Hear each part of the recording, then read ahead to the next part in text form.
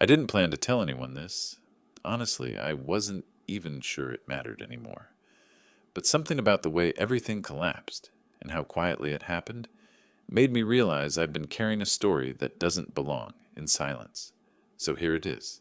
Not for sympathy, not for revenge, just because sometimes the truth needs somewhere to live besides your chest. For 7 years, I was the guy people trusted to keep things running, the one who stayed late without being asked, who smoothed over tension before it became conflict, who fixed problems before anyone else even noticed they existed. I wasn't the loud one, or the brilliant one, or the political one. I was just steady, reliable, the type of employee people forget about until they suddenly need you. And my boss, Amanda, loved that about me, at least at first. When she got promoted to director, she didn't know the system. I did. She called it leaning on my expertise, but it was more like leaning her entire weight. At first, I didn't mind. She was charismatic in that way some people are. They smile like a spotlight. They talk fast. They pull you into their orbit without asking. She made the office feel alive. She made me feel useful. But little by little, her gratitude shifted into expectation, then entitlement, then something quieter and sharper. She started handing me tasks that weren't mine. Not just extra work, her work. Performance decks, reports to the CFO, vendor negotiations she didn't want to handle. "You're better with details," she'd say. "You explain things in a way they actually understand." Sometimes she didn't bother with excuses. She'd just drop a folder on my desk, tap twice, and disappear to a meeting. People assume this kind of dynamic happens in a single moment, like a switch flipping. But it happens slowly, like water finding cracks. First you help because it's easier. Then you help because you're used to it. Then one day you realize you're doing a two-person job and the person you're covering for is getting praised for her incredible leadership. Still, I stayed quiet. I always did. I wasn't trying to climb. I wasn't trying to be noticed. I just wanted to do my job well and go home with a clear mind. But Amanda had a talent for making quiet people smaller. It started with jokes, in meetings, little jabs, my human calculator, my walking spreadsheet, my silent partner. People laughed. I smiled because smiling was easier than explaining why it felt wrong. Over time, the jokes got personal, then sharper, then public.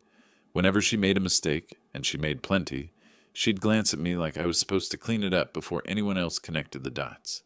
And I did, mostly out of reflex. Fixing things was easier than dealing with the fallout, if I didn't. But something began to shift inside me the year the company announced the annual restructuring review. It was when the higher-ups looked at numbers, performance, spending, everything. A stressful time for everyone. And for Amanda, it turned her into a different creature entirely. Suddenly she was everywhere, talking big, promising results she didn't have, pushing projects she barely understood. And every time one of those promises strained under reality, she came to my desk with that same bright, brittle smile. "You're my rock, Evan," she'd say. But rocks crack too. The first real sign that something was off happened on a Thursday evening. Most people had already gone home. I was finishing up a report when Amanda dropped a folder onto my keyboard so hard the screen shook. "I need you to fix this," she said. Fix what? A spreadsheet, hundreds of rows, transactions, expenses. Something was wrong with it, wrong enough that she looked almost nervous. Amanda never looked nervous. When I asked what happened, she waved it off. "Just clean it up, make it look right." Make it look right, not correct it, not explain it. Make it look right. I should have said no. I should have walked out. But old habits run deep. I worked on that file for hours, and the more I examined it, the clearer it became. The issue wasn't a mistake. It was her. She'd approved things she shouldn't have approved, moved budget lines she didn't have authority to move, and written comments that contradicted earlier directives. It wasn't catastrophic, not yet, but it was messy, and obvious, and traceable. Traceable to her. When I handed it back, she smiled the way people smile when they've gotten away with something. Knew I could count on you. But the part that stuck with me was the last thing she said before she walked away. Let's keep this between us, yeah? The board gets jumpy this time of year. The board. Something cold pressed into my ribs when she said it, because that meant she wasn't nervous about the mistake. She was nervous about being caught, and she wanted me standing next to her if it blew up. That night, I couldn't sleep. I lay there listening to the hum of my refrigerator, the ticking of a pipe in the wall, the silence between all of it. For the first time in 7 years, I felt something I'd never felt at work before. Not stress, not pressure. Something like warning. The next morning, Amanda acted like nothing had happened. She brought in pastries, laughed too loudly, told a story about a yoga retreat she never finished paying for. Like the spreadsheet was a dream. Like she hadn't dumped her mess into my hands and asked me to hide it. But when she called me into her office later, that feeling from the night before returned. She shut the door, sat on the edge of her desk, crossed her arms. About that file, she said. I stood there waiting. If anything comes up during the review, I'll need you to clarify that the adjustments were your recommendation. You're better with numbers. It'll make sense coming from you. I stared at her. Amanda, you signed those changes. Yes, but you prepared the analysis. She smiled. It's easier if it comes from you. It hit me then. Not a blow, but a realization. She wasn't leaning on me anymore. She was positioning me. And I stayed silent. Not because I agreed. Not because I was afraid. Because I felt something inside me settle, like sand after a wave pulls back. I didn't know it then, but that silence was the beginning of everything that followed. The beginning of the end. For both of us. But I won't jump ahead. Because before things fell apart, before that morning when the board looked at her and saw her turn pale, there were still lines she hadn't crossed yet.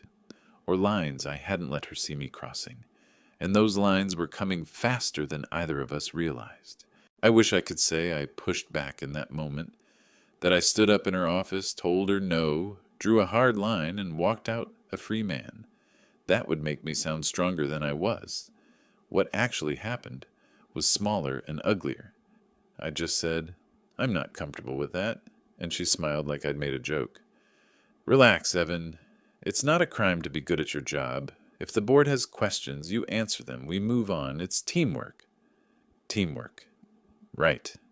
After that conversation, she got busier, louder, more visible. I got quieter. The weeks before the review felt like living under humming fluorescent lights that never turned off. Everyone was on edge. People triple-checked numbers, reworked slides, made sure their names appeared on anything that might look good later. Amanda loved it. She moved through the floor like a politician at a fundraiser, stopping at desks, dropping phrases like strategic alignment and top-of-funnel efficiency. Always just loud enough for someone with a title to hear. With me, she didn't bother with slogans. She'd lean on my cubicle wall, tilt her head. Did you update that analysis? I need the cleaner version before I send it upstairs. Which one? I'd ask. The one with the adjustments we talked about. Don't overthink it. We just need the story to be consistent. The story. That was the moment I realized the spreadsheet wasn't the real problem. The numbers mattered, sure. But the story? That's what she was really writing. And I was a character, not an author. The first real hit landed on a Tuesday.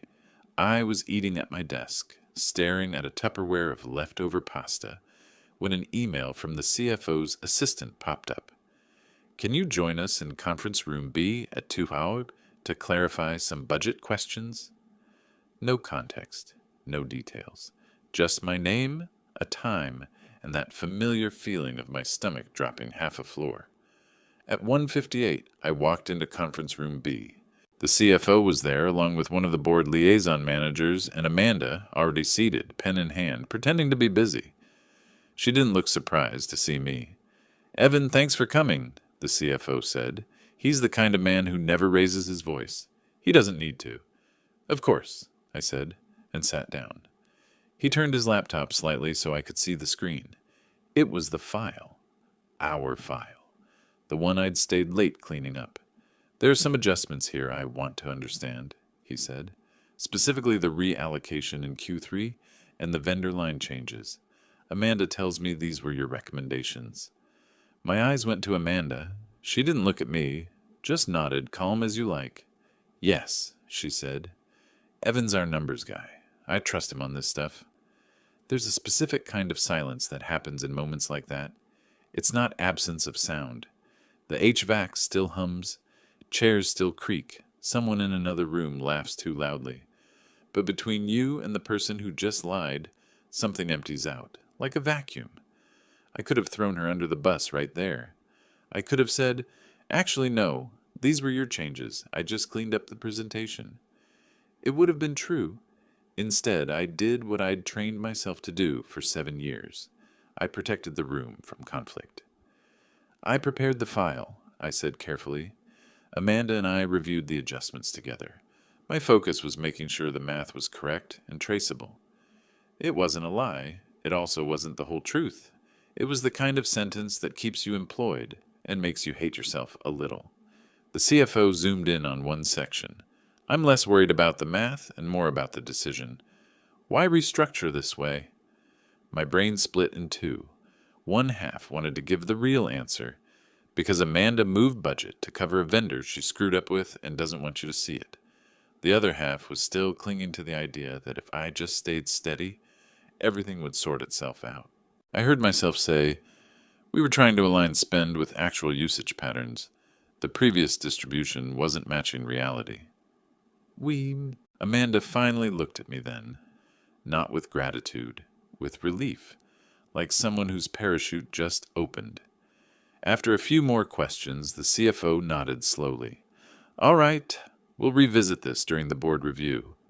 For now, I need a cleaned-up narrative on this section. Bullet points, rationale, risk assessment. Tomorrow morning, he looked at Amanda. From your team. Absolutely, she said. Evan will handle it. Of course he will. The meeting ended. The others left.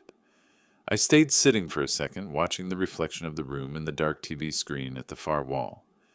Amanda closed her notebook carefully and finally exhaled. You did great, she said. I didn't say what happened, I replied. She gave me a look like I was being dramatic. Evan, no one cares who clicked what line item. They care about outcomes. You answered the questions. That's what matters. It matters to me, I said. She rolled her eyes just slightly. You're getting hung up on credit and blame. That's not how leadership works. You want to grow here, you have to think bigger than who did what. All I said in there, I answered, was that the math was correct. And it is, she shot back, voice tightening. You checked it, right? So where's the problem? The problem was sitting 3 feet away from me, smiling like she hadn't just shifted the weight of her decisions onto my name. I didn't say that. I just stood up. Anything else? I asked. She blinked at my tone. No, that's it. I walked back to my desk, sat down, and stared at my monitor without really seeing it. My inbox choked slowly with new emails, requests, reminders, calendar invites, the usual noise. But under the noise, something was different. For the first time, I opened a personal folder and started dragging things in. The original spreadsheet, her email with, let's keep this between us, the version history logs, meeting invites, notes I'd taken, nothing illegal, nothing sneaky, just copies, a trail. It was a small decision, a few clicks, a new folder with a boring name, but it felt like moving a box in my head from trust to evidence. That afternoon, the irritations multiplied in tiny, sharp ways. In the 3 p.m. stand-up, Amanda recapped the CFO meeting like she'd single-handedly defended the department. We had some questions on the budget reallocations, but I walked them through our strategy, she said. Evan backed me up with the details. Backed her up. That's how she framed it. When someone joked, so if anything goes wrong, we blame Evan, right? The room laughed. Amanda laughed too. Don't tempt me, she said.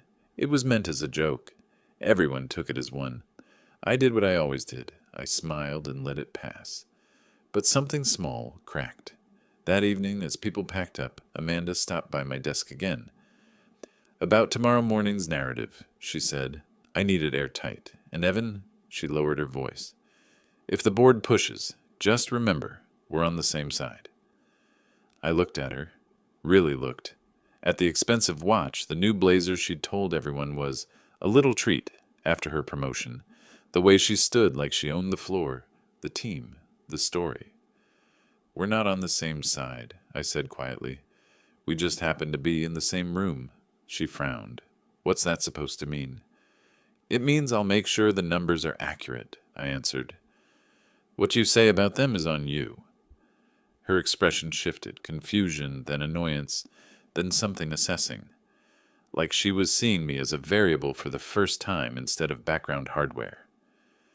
"Careful, Evan," she said. "Attitude reads louder than performance in a review cycle." "Good to know," I replied. That night I didn't work late for her. I worked late for me. I went through everything I'd touched in the last 6 months. Reports, approvals, Slack messages. I didn't change anything. I just looked and saved. My whole career up to that point, I'd told myself I was being the bigger person when I let things slide, when I covered for someone, when I swallowed anger because it felt childish. But that night, somewhere between version histories and email timestamps, I felt something I hadn't felt before. Not rage, not panic, clarity. I realized I'd been saving people who wouldn't even say my name in a room where it mattered. I didn't know it then, but that quiet shift was the first real act of disloyalty I ever committed against her, and the last act of loyalty I gave to myself. I thought that moment was the peak of unfairness. It wasn't. The week before the board review felt like walking through a building where the lights were on, but the electricity wasn't stable. Everything hummed at the wrong frequency. People whispered more. Doors stayed half closed. Even the printers sounded nervous. Amanda, meanwhile, looked like she'd been injected with confidence. She wore sharper outfits, louder heels, brighter lipstick. Every morning she strutted through the office with a coffee in each hand, one for herself, one for whichever executive she wanted to charm that day. Not once did she bring me one, not that I cared any more. She'd stopped asking for my opinion and started giving instructions. Precise ones, short ones, ones that sounded too rehearsed. Don't contradict the narrative. Stay aligned. Keep your answers tight. If she noticed the way I no longer flinched at her tone, she didn't show it. She was too busy rehearsing for a meeting she believed would cement her career. By Tuesday afternoon, she called me into her office again. Her door was already shut, always a bad sign. "I need you to polish the executive summary," she said, sliding a printed packet toward me. "Board members don't have time for details. This needs to be simplified, optimistic, clear." I flipped through the pages. Half the statements were generous. Some were misleading. A few were just wrong. "This isn't accurate," I said, pointing to one line. "It's directionally accurate," she corrected. "Look, Evan, sometimes leadership is about framing. Framing can't change facts. It can change how people feel about them," she said, and leaned back like she delivered a profound truth. I watched her for a long second, her posture, her certainty, her willingness to bend reality to fit the shape she wanted. And that was the moment I understood something I should have realized months earlier. She wasn't afraid of being wrong. She was afraid of being seen. That night, instead of going home, I stayed in a conference room long after everyone left. The building emptied out slowly, elevators dinging one last time, hallway lights flicking off row by row. From inside that quiet, I opened every document tied to the budget cycle, every request, every approval, every Slack message, email, spreadsheet log. I didn't skip anything. I didn't hide anything. I didn't twist anything. I just organized the truth. Line by line, timestamp by timestamp, version by version, her edits, her signatures, her directives, her mistakes, her instructions to make it look right. The version histories that showed her moving numbers, then claiming she never touched them. The email where she panicked about a vendor overcharge and begged me to fix the optics. The truth wasn't dramatic. It wasn't cinematic. It was simple. But simple things break powerful people. Around midnight, I saved the folder onto a drive. Not labeled revenge, not labeled leverage, just a date. A tiny, boring date. Something that wouldn't matter unless someone needed to see it. I left the office with my jacket over my arm and a clarity that felt almost peaceful. The next morning, the building buzzed like a beehive. The board was on site. Executives were floating between conference rooms like ghosts in expensive suits.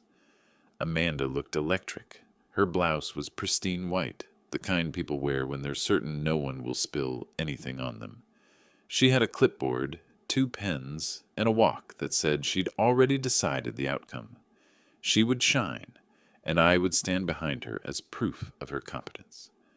At 9:10, I opened my inbox and found something unexpected. A calendar invite from the board's audit chair. Private meeting. 9:30. Location. 5th floor, conference room. H. Amanda didn't get one. I grabbed my folder. My heartbeat didn't spike. My palms didn't sweat.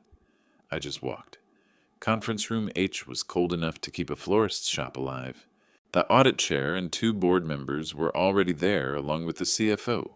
4 serious faces, 4 untouched glasses of water. "Morning, Evan," the audit chair said. "We appreciate you coming." "Of course," I said, closing the door behind me. The CFO tapped the table. "We've reviewed the Q3 files. There are inconsistencies. We need to understand who made which decisions. No accusation, no theatrics, just a clean knife placed on the table." I set my folder down. "I can walk you through everything." No one interrupted. No one rushed me. They let me speak. I didn't editorialize. I didn't blame. I didn't point fingers. I just laid out the truth. This was the request. This was the directive. This was the change. This was who made it. This was when. This was why. This is the email. This is the version log. This is the discrepancy. Here's the paper trail. As I talked, something strange happened. The CFO's expression didn't change, but the board members did. Slightly. Subtle shifts. Realizations settling like dust. When I finished, one of them closed the folder slowly. "Thank you," she said. "This clarifies quite a lot."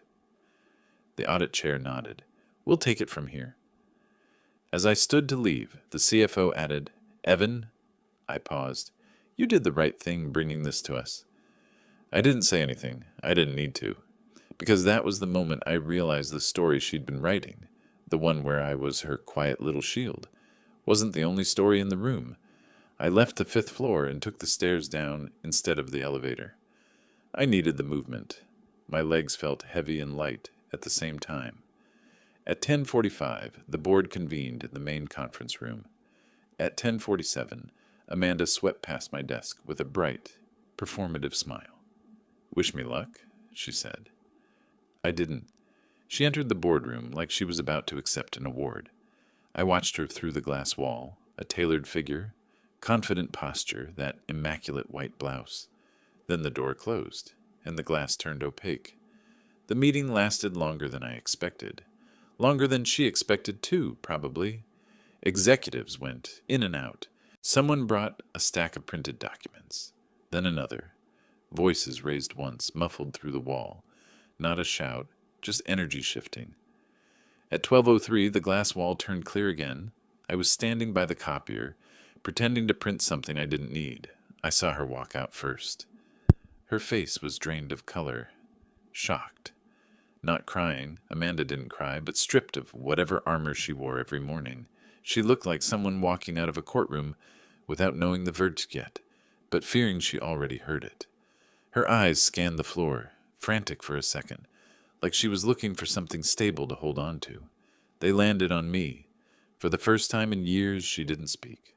And that silence, that exact moment, was the beginning of her fall. They thought I was done. I wasn't.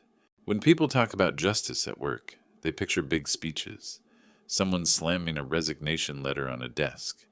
a dramatic walkout, the sound of a door closing a whole chapter. That's not how it happened. After Amanda walked out of the boardroom, pale and hollowed out, she disappeared into her office. The door shut too fast, too hard. A few heads popped up over cubicle walls, then quickly ducked back down. The air shifted, the way it does right before a storm hits, or right after it passes. No one was sure which it was. 5 minutes later, my phone pinged with an Outlook notification. "Evan, could you stop by my office for a moment?" No subject, no context. For a second, I almost laughed. Even then, she still did it by calendar invite. I took my time, printed something I didn't need, straightened a stack of papers. Then I walked over. Her blinds were half closed, slats of light cutting across her desk. She looked smaller somehow. Same neat hair, same white blouse, but softer around the edges, like she'd been left in the rain. "Close the door," she said. I did. Gave her the courtesy she never gave me. "What did you tell them?" she asked, skipping any kind of greeting. "I told them the truth," I said. Her jaw clenched. "You made me look like a liar." "You did that," I replied. "I just stopped covering it." She leaned forward. "Do you have any idea what you've done to my career?" "Yes," I said. "For once, I do." For a moment, she just stared at me, like she was trying to find the old version of me in my face, the one who smoothed things over, who bent, who stayed late without pushback.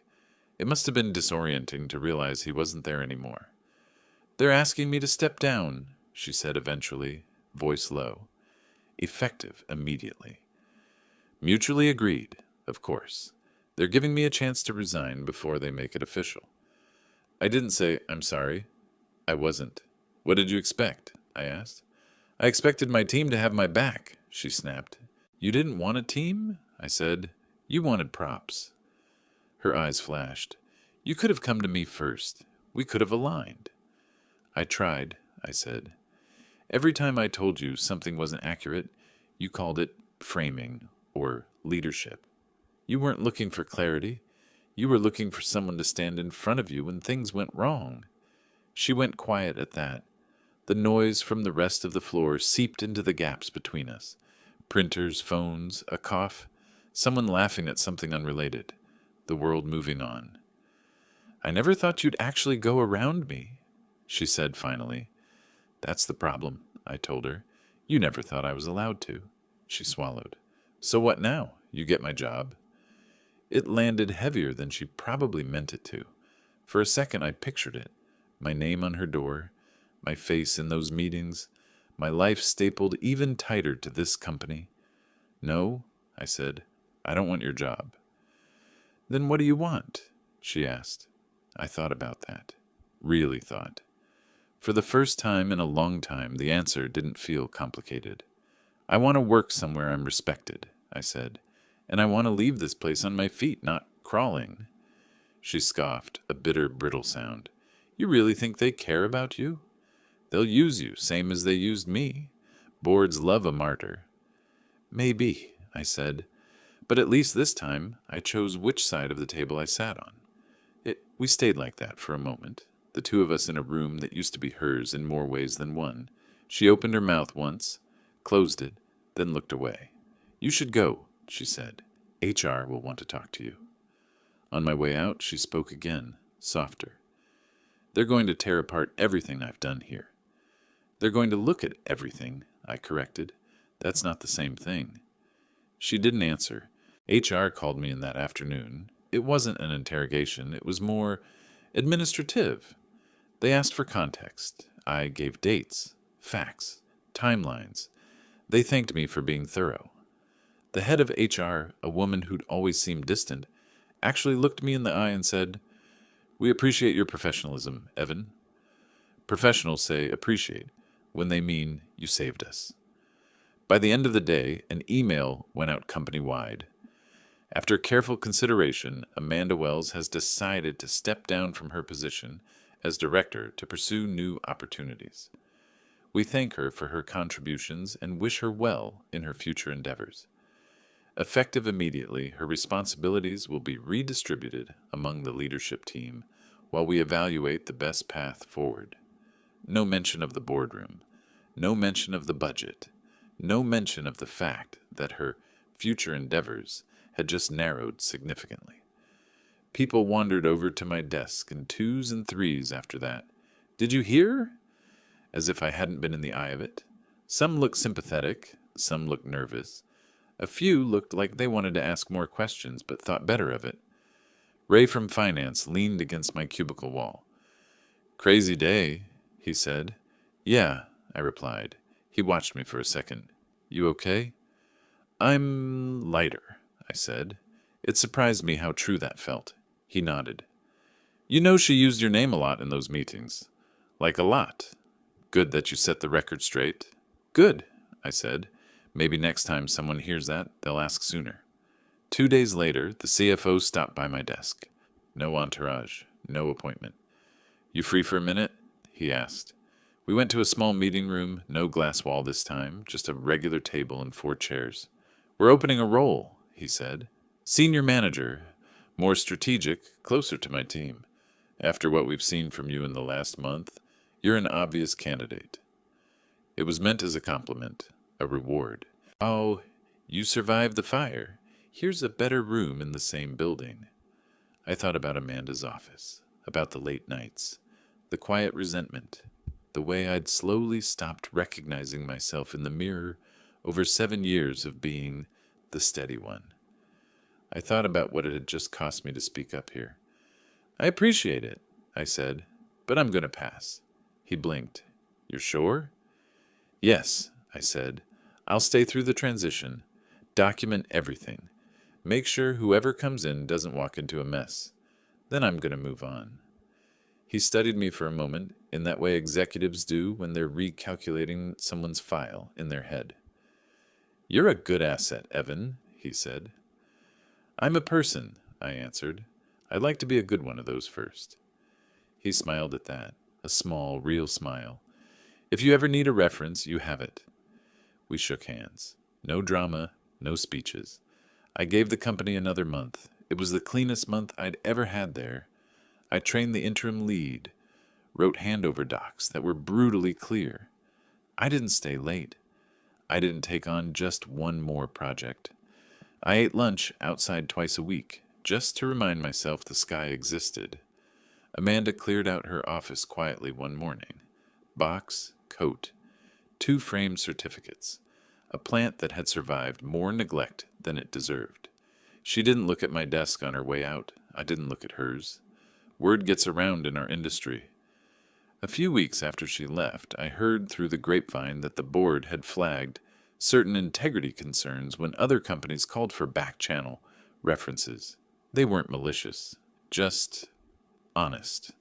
Apparently, key people used phrases like "challenged with transparency" and "struggled to take ownership of errors." It doesn't sound like much, but in our world, those words are poison. Last I heard, she'd rebranded herself as a consultant. New vague title. Long buzzword-heavy posts about resilience and navigating corporate change. The kind of thing that looks impressive if you've never worked with the person behind it. I didn't follow her. Someone showed me a screenshot once. That was enough. On my last day, I packed my things into a small box. Not because I'd been fired, not because I'd been forced out. Because I decided I was done giving my energy to a place that had taught people like Amanda they could build whole careers out of other people's silence. A few colleagues took me to lunch. We didn't do speeches. Ray raised a glass and said, "To Evan, who did the right thing when it actually cost something." That was it. That was enough. When I turned in my badge at reception, the building doors hissed closed behind me, same as they did every evening. The sky wasn't brighter. Birds didn't form my initials. The world didn't applaud. But the quiet felt different. It belonged to me. I walked to the train with my box under one arm and my hands finally empty of someone else's damage. I didn't replay arguments in my head. I didn't craft the perfect comeback for conversations that were already over.